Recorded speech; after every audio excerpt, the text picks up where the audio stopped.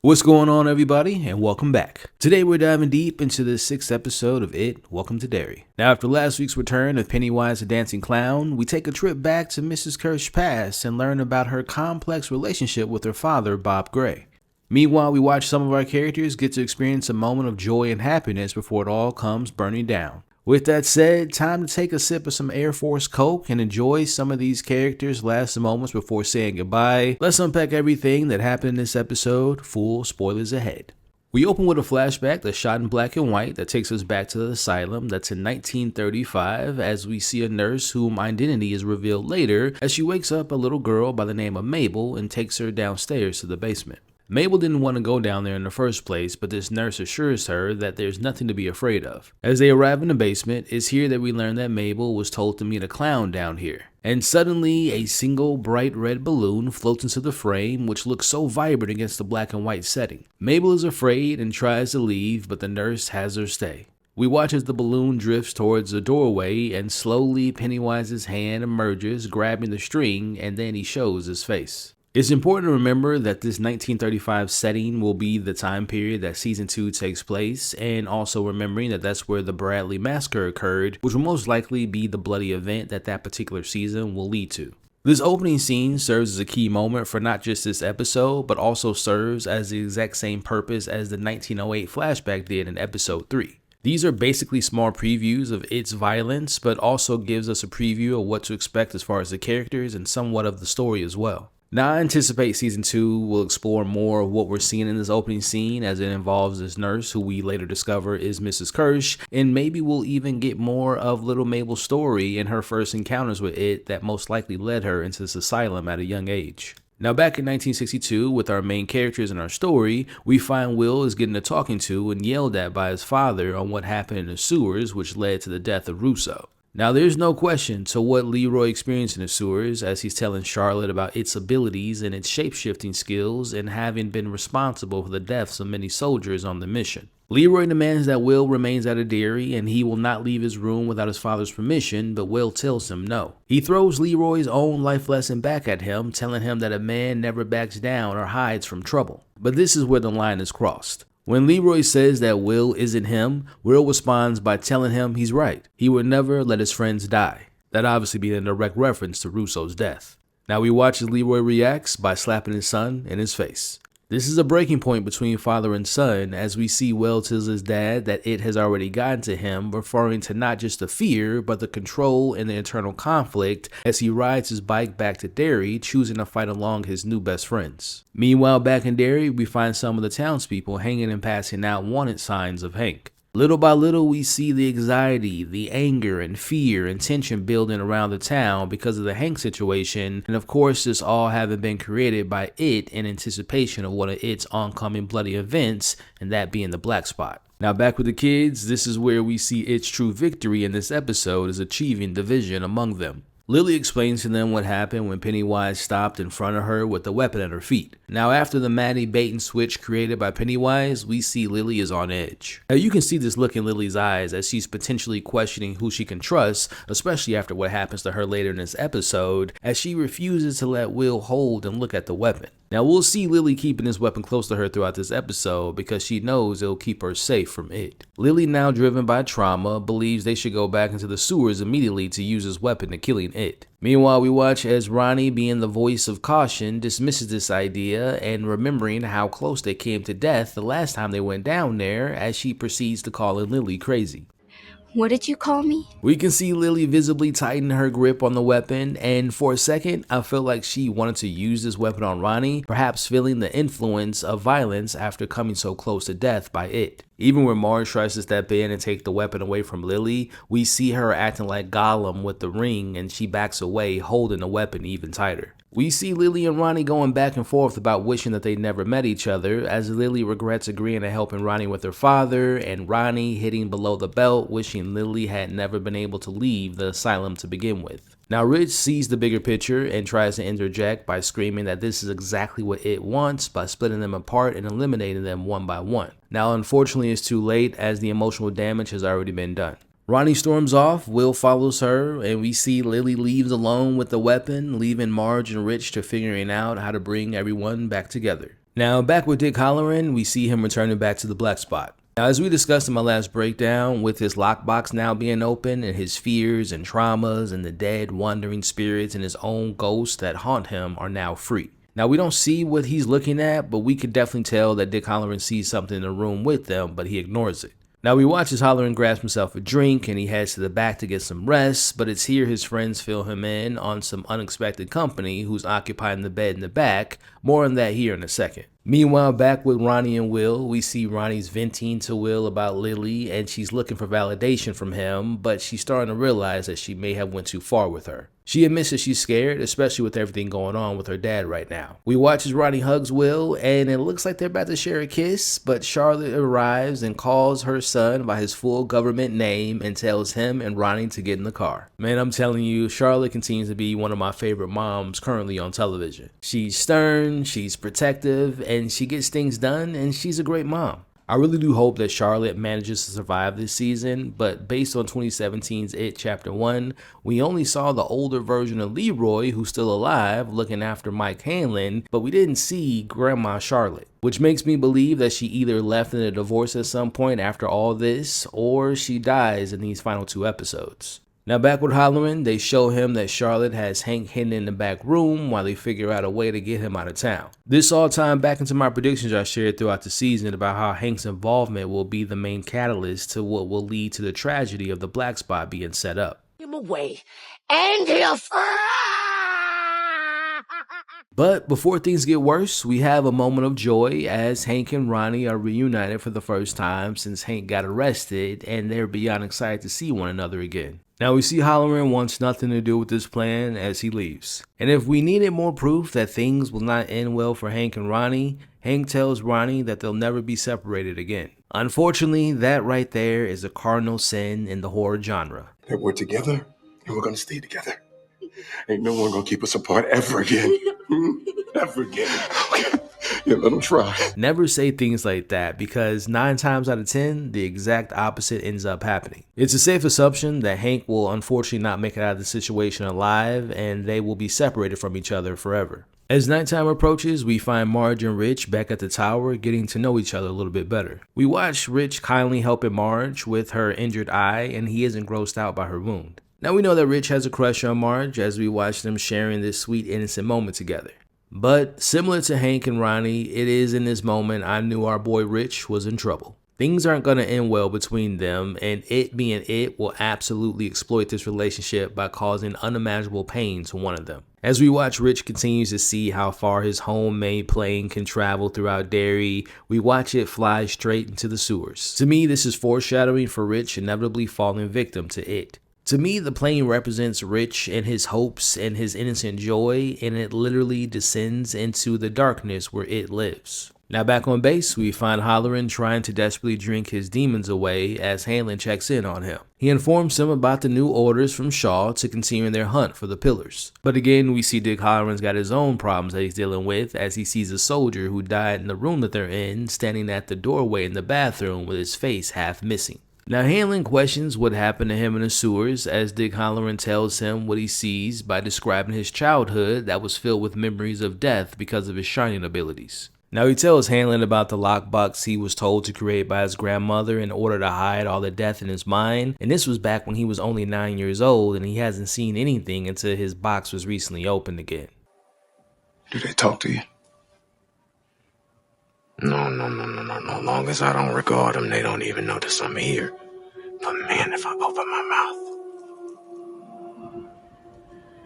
the voices, they don't ever stop. Hollerin tells Hanlon that the dead are more receptive to knowing more about the unknown, as Hanlon, being the soldier that he is, believes that they can use the dead to find it. Did you hear a word I just said? Now that suggestion strikes a nerve with Hollerin as he calls out Hanlon for jumping at every single order that Shaw gives him as he yells for him to leave the room.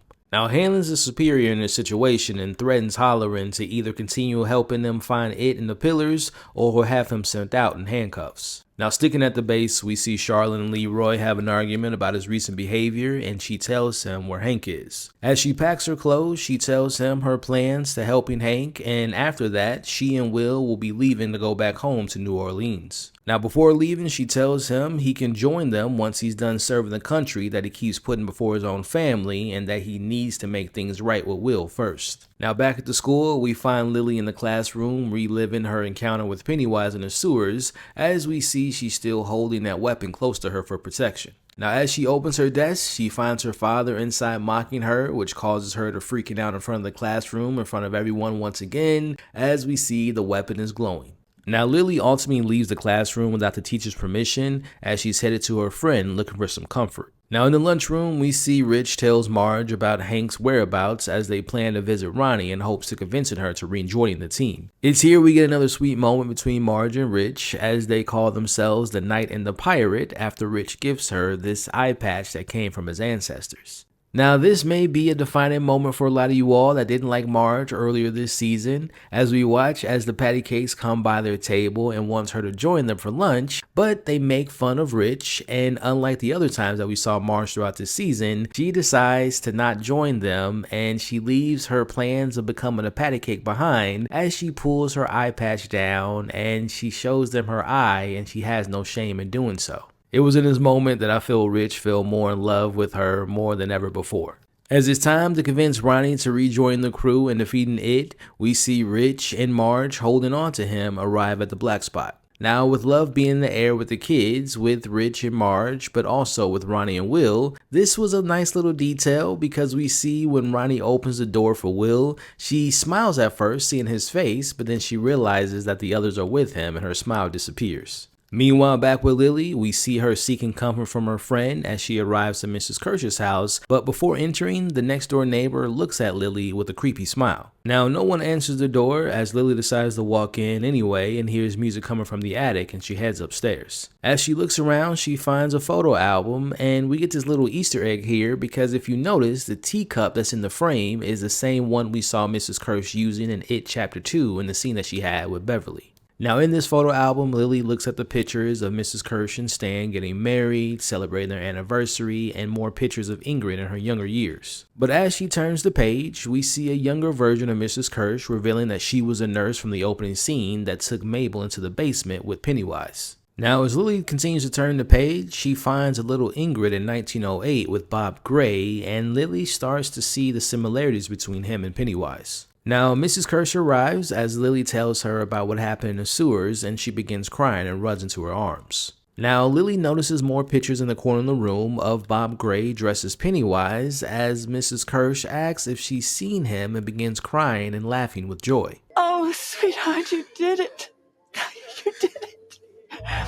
Oh, Lily, of course it was you. She's happy to learn that Lily brought Pennywise back, and Lily notices her old costume in the corner of the room, and it's the same one I suspected she wore that I knew wasn't Pennywise back in episode 4, same one she wore outside of Will's room. Now, this is where Mrs. Kersh explains her past history with her father, the carnival performer who went by the name and dressed as Pennywise the Dancing Clown. She claims her father was taken from her, and despite the carnival leaving town, she remained in Derry. We flash back to 1935 to seeing the young Mrs. Kersh back in the asylum overhearing Mabel talking to a doctor about hearing from Pennywise. This was the moment she knew that this was her chance of seeing her father again. We cut back to the basement scene from the opening, but this time we see it in its entirety. We watch as Pennywise greets himself to Mabel and hands her the balloon as Ingrid calls Pennywise Papa, and we can see this look on Pennywise's face as this is an opportunity to using her.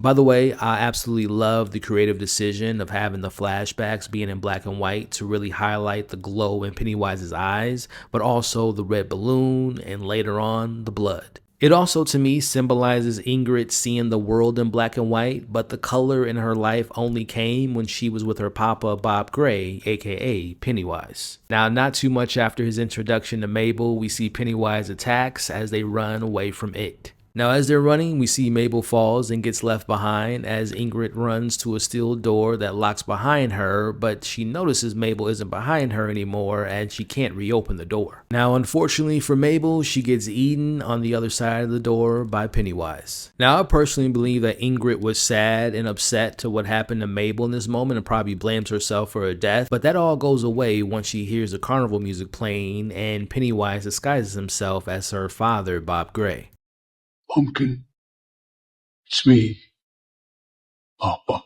He tells her that he's missed her all these years and he can explain where he's been this whole time if she opens the door and let him in. As we watch, she opens the door and believes her father has returned, but in reality, she has let it warp her mind into believing that this is her actual father. Now, back in the attic, we learn that Mrs. Kersh has made herself believe that she was freeing her father of the shadow she called Pennywise, and she did whatever she could to assure that she saw her father by basically giving him children all these years as a sacrifice. Mrs. Kersh says that her father used to call her Periwinkle and just wants to remind her father of the times they shared together.